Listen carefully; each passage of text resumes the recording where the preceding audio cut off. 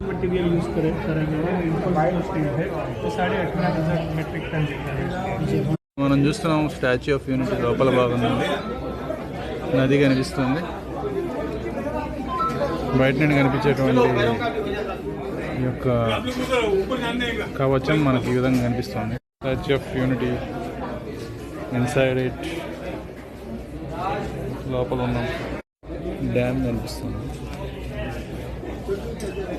లోపల చూస్తున్నాం మనం డ్యామ్ కనిపిస్తుంది. అలాగే ఈ బోల్డ్స్ తోటి వాటితోటి కట్టినటువంటి స్టాచ్యూ ఆఫ్ యూనిటీ లోపల ఛాతీ భాగంలో ఉన్నాం మనం. కింద మనుషులు మనకి ఎంత చిన్నగా కనిపిస్తున్నారు, చీమల్లాగా. అది కూడా చూస్తున్నాం. ఇంచుమించు 100 మీటర్ల ఎత్తులో ఉన్నాం. ఇది మనం వచ్చినటువంటి ఎంట్రన్స్. అది రోడ్.